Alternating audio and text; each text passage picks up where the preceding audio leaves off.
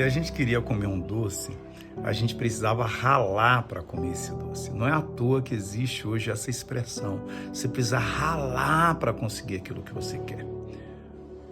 Quando eu era menino, a minha avó, ela gostava muito de fazer doce, e especialmente doce de mamão com coco. E o coco era o ingrediente que estava sempre nos outros tipos de doce. E aí minha avó pediu para eu poder fazer um ralador. Um ralador.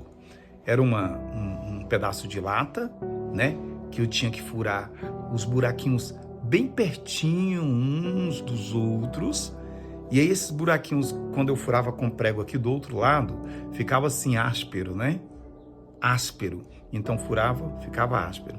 Eu acho que eu fiz uns 1000 buracos ali naquele ralador para colocar numa tábua, e depois que colocou, ela veio com os cocos que a gente trouxe da chácara e quebrou os cocos, partiu um pedaço para cada um dos meninos, eu, minha irmã e os meus primos, e ela deu numa tigelinha os pedaços e falou: agora vocês vão ralar esse coco para a gente fazer o doce. Vocês vão ralar.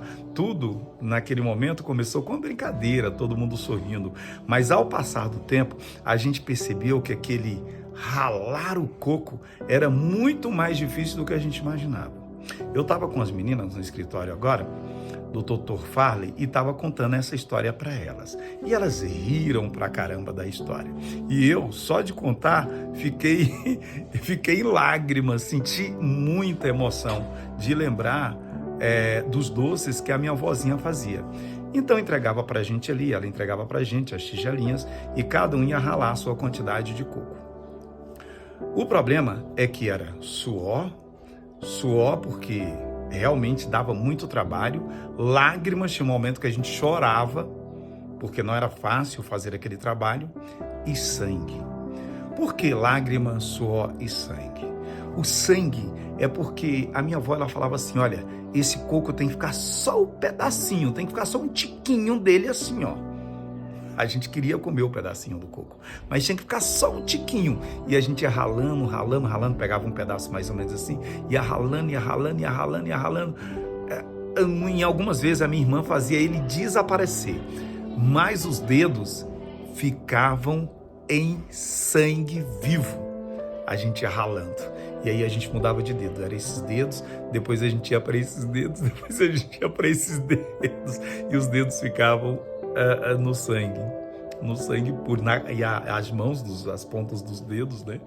Esses terminais nervosos aqui ficavam só a carne viva, as pontas dos dedos.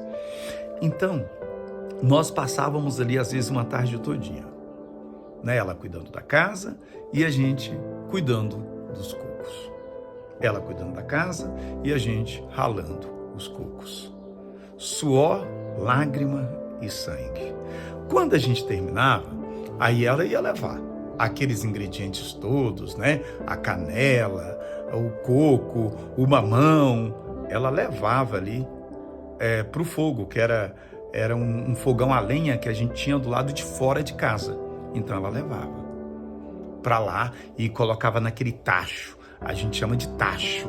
E ela ia fazendo aquele doce e aquele cheiro ia exalando por toda a rua, por toda a quadra. Pessoas que eram do outro lado da rua sabia que Dona Virgínia estava fazendo doce. Aí uma das meninas perguntou assim para mim: mas ela vendia? Não, é que ela fazia sempre sobrando, porque dava para nossa família e ela dava para outras famílias também. No dia seguinte, que passava um dia, ela dizia que não podia comer o doce quente porque dava dor de barriga. A gente ia comer o doce logo de manhã. Nossa, que coisa deliciosa. A gente sentava ali, ela dava mais uma vez uma tigelinha de doce na mão de cada um e a gente ia comendo com o dedo mesmo, raspando com o dedo mesmo e colocando na boca. Com o dedo mesmo colocava na boca, muitas vezes um colocando na boca do outro, e era aquela festa maravilhosa.